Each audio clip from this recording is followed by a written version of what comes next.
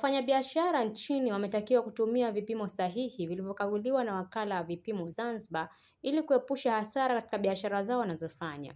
Wito huo umetolewa na mkurugenzi mtendaji wa Wakala wa Vipimo Zanzibar ZAWEMA, ndugu Mohamed Mwalimu Simai, wakati akitoa elimu kwa wafanyabiashara wa soko la Jumbi katika maadhimisho ya siku ya vipimo duniani huko Jumbi, wilaya ya Magharibi B, Unguja, ambapo amesema chimbuko la vipimo ni swala mtambuka ambalo lilianzishwa tangu mwaka 1875 baada ya mataifa 17 ulimwenguni kukubaliana na kuamua kuwepo kwa vipimo vya aina moja. Aidha, mkurugenzi huyo amebainisha kuwa sheria ya vipimo imewekwa wazi, sehemu yoyote biashara inatakiwa kutumia unit moja ili kuondoa tofauti wa vipimo vya mizani. Mohamed Mwalimu Simai ni mkurugenzi mtendaji kutoka Wakala wa Vipimo Zanzibar.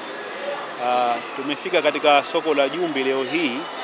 Ni sehemu moja ambazo tulipanga kustembelea katika masoko kwa ajili ya kuwafikishia elimu wafanyabiashara wanaotumia vipimo. Ziara hii imefanyika kutokana na maadhimisho ya siku ya vipimo ulimwenguni ambayo leo hii tarehe 20 mwezi wa 5 mwaka 2025 ni siku ya maadhimisho duniani. Tunajua chimbuko la siku hii ilitokana mnamo tarehe 20 mwezi wa 5 mwaka 1875 yalipokutana mataifa 17 yakakubaliana kwamba watumie kipimo cha aina moja katika mataifa yale. Lakini lengo ilikuwa walianza na mataifa yale, lakini ilifahamika kwamba baadaye itakuja kuwa dunia nzima. Kama tunavyoona leo hii hapa kwetu tumetoka katika matumizi ya vile vipimo vya asili, pishi, vibaba mpaka tunatumia kilogram. Kwa hiyo hili lilionekana hata kwa wenzetu walikuwa kabla yetu sisi. Yalikutana mataifa 17 tarehe ya leo mwaka huo, wakasema tutumie kipimo cha aina moja. Baada ya kuwa kila nchi inatumia kipimo chake. Huyu anatumia kisado, huyu anatumia mkoba, huyu anatumia kipimo kile. Ikaonekana bidhaa kutoka nchi moja kwenda nchi nyingine, yule anaitoa kumpelekea mwenziwe, yule mwenziwe hajiridhishi wa kile kipimo ambacho anachokitumia yeye. Kwa hiyo ili kuweka ile harmonization, kuwa na kipimo cha aina moja, mataifa haya yalikubaliana wakaanzisha kipimo cha kilogram na kipimo cha mita kwa urefu. Kilogram kwa uzito, lakini mita kwa urefu. Baada ya kuwa kila nchi inatumia kipimo chake, sasa kuanzia hapo ndio ikawa nchi hizi zinatumia kipimo cha aina moja. Ile bidhaa ilipotoka nchi moja kwenda nchi nyingine, ikawa inaaminika kwamba bidhaa hii kwa kipimo alichotumia mwenzangu ni kile kile ambacho ninacho kitumia mimi. Kwa hiyo mataifa yale yalikubaliana kwa vipimo vile, lakini baadaye vikaongezeka vipimo vingine mpaka zikafika zile 7 basic fundamental quantities, zile unit 7, kilogram, length, temperature, ampere na vingine vilivyobakia. Ndio mpaka kufika kwetu sisi huku ikawa tukaingia katika ule mfumo wa kimataifa wa vipimo na sisi tukaanza kutumia vile vipimo. Kwa hiyo ili kuenzi mchango walioutoa wenzetu miaka hiyo ya mwaka 1875, ikamulika kwamba basi kila mwaka tuadhimishe siku hii kwa chochote kinachofanyika. Na tunafahamu kwamba maadhimisho ya siku hii ni maadhimisho ya kila mwaka, ambapo kila mwaka kuna ujumbe unatoka kwa ajili ya maadhimisho ya siku hii, ambayo katika mwaka huu ujumbe ambao ulitoka katika mwaka huu ulikubalika uwe vipimo kwa wote, vipimo kwa kila muda. Sehemu hii ilikuja kwa kufahamika kwamba vipimo kwa wote, kwa maana hakuna ambaye hatumii kipimo. Kama ninavyojua vipimo ni swala mtambuka. Huwezi kuamka kwako asubuhi mpaka ukafika muda wa kulala, au pengine sio muda wa kulala, kile kitendo cha kutoka kwako ukafika ofisini tu bila kutumia kipimo. Umeamka kwako utatumia maji, yale maji maana yake yalipita katika mita, ukaambiwa umetumia uniti kadhaa. Pengine umekunywa sukari au umekunywa chai, ile chai iliyokunywa imewekwa sukari. Ile sukari ilipimwa ulipoenda kununua dukani, ukaambiwa umenunua sukari kilo kadhaa. Umenunua majani ya chai, uliponunua majani ya chai ukaambiwa majani ya chai yale ulinunua labda kwenye boksi yenye uzito fulani. Lakini umetoka nyumbani, pengine umeenda ofisini, umetoka nyumbani ukapanda gari, ile gari ulitumia kipimo. Maki uliingiza mafuta, ulipita petrol station ukatia mafuta, yale mafuta yaliyoingizwa pengine ulisema unataka lita 5 au lita 10. Kwa hiyo maana yake hakuna ambaye hatumii kipimo. Ndio maana tukasema vipimo for all, vipimo for all time. Vipimo kwa wote, vipimo kwa muda wote. Maana yake hata katika muda vile vile. Kila muda maana yake utakuwa unatumia kipimo. Hukutumia asubuhi, utatumia mchana, hukutumia mchana, utatumia jioni, hali kadhalika mpaka maisha yetu yote yanaingia katika vipimo. Kwa hiyo ili kuadhimisha siku hii hapa kwetu Zanzibar, Tumechagua baadhi ya masoko, haya masoko muhimu au masoko makubwa ambayo wafanyabiashara wanatumia kwa ajili ya kutumia vipimo vyao kuwatumia wale ambao wanaowauzia. Tumefika hapa kwa ajili ya kutoa elimu na tunashukuru kwamba lengo limefanikiwa. Wako ambao hawakuwa kifahamu nini vipimo, wako ambao wakitumia vipimo ambavyo sio sahihi, wako ambao wakitumia vipimo sahihi lakini sio katika mazingira sahihi.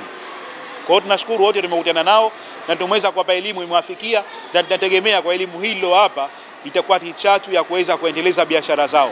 Wao wasijidhulumu katika biashara wanazoziuza, lakini wasiwadhulumu wale ambao wanaowauzia. Kupitia maadhimisho hayo, baadhi ya wafanyabiashara walipata nafasi ya kupatiwa elimu juu ya utumiaji sahihi wa mizani, sambamba na kupata fursa ya kuuliza maswali mbalimbali, pamoja na kutoa shukrani kwa wakala wa vipimo kwa kuwapatia elimu hiyo. Kwa jina anaitwa Alfonso Ali, katibu wa wafanyabiashara wa nafaka na vile vile ni naibu katibu wa wafanyabiashara wote ndani ya soko la Jumbi. Kwanza tunatoa shukrani za dhati kwa kupata ujio wa wageni wetu kutoka Wizara ya Biashara ambao wanatoa masuala ya vipimo, kuwapa wafanyabiashara elimu wanaponunua zile mizani zao iwe ni usahihi, kwanza kuipeleka kule Malindi kuhakikiwa ili aweze kuanzia biashara yake, kwa sababu kuna mizani ambazo hazistahili kufanyia biashara, inakuwa ni nyepesi. Kwa hiyo kuna nyingine kukuwa na upepo ina cost kidogo, mizani unakuta tayari inasoma kabla wewe hujapima. Kwa hiyo pale wewe unajizulumu au unamdhulumu mfanyabiashara.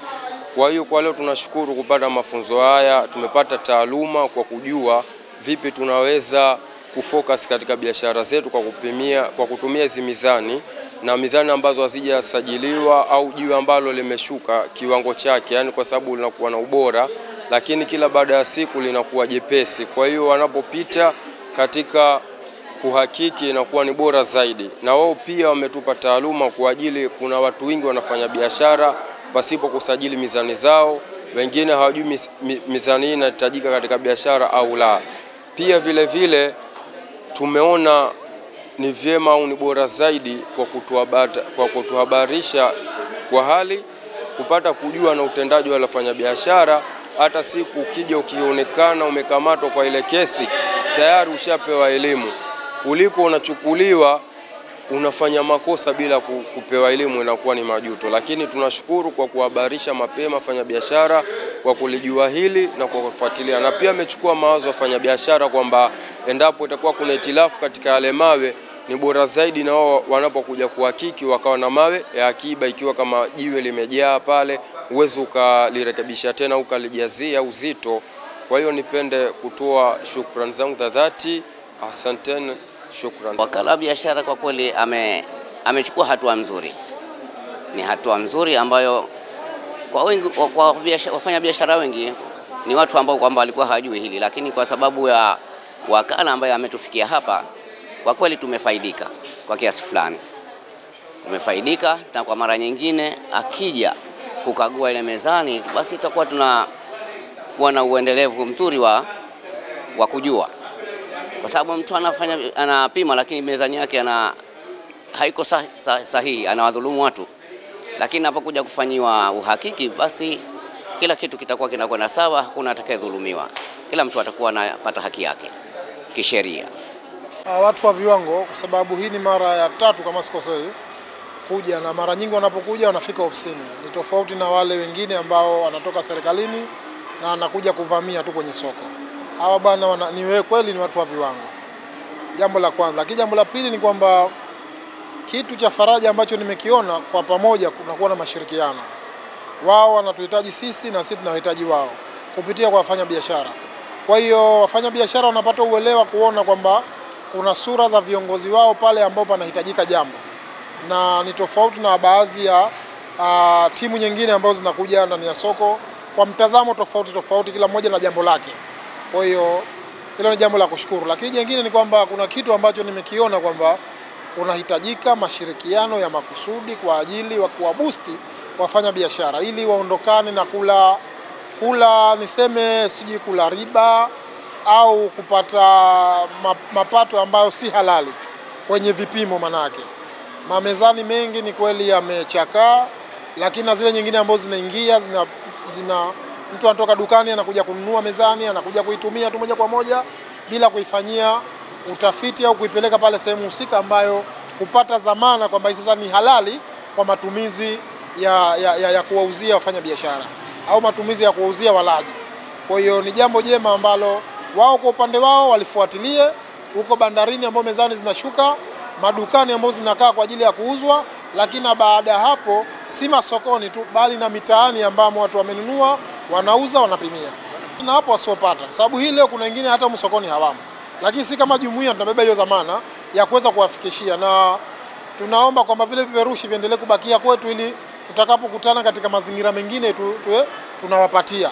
Kwa hiyo sisi kama jumuiya tunabeba jukumu, tutawaelimisha, tutaisaidia hii kazi, sababu lengo kuu ni kusaidia serikali ili watu wafikie katika uelewa. Maadhimisho ya siku ya vipimo duniani huadhimishwa kila ifikapo Mei 20 ya kila mwaka kwa kauli mbiu mbalimbali, ambapo kauli mbiu ya kwa mwaka huu maadhimisho haya yamebeba kauli mbiu isemayo vipimo kwa wote, vipimo kwa muda wote. Nikiripoti mimi ni Fatma Haji wa VOP TV. Tembelea YouTube channel yetu VOP Online TV kwa habari moto moto. Subscribe kisha bonyeza alama ya kengele ili kuwa wa kwanza kupata taarifa zetu. Usisahau kulike, kucomment na kushare. VOP Online TV.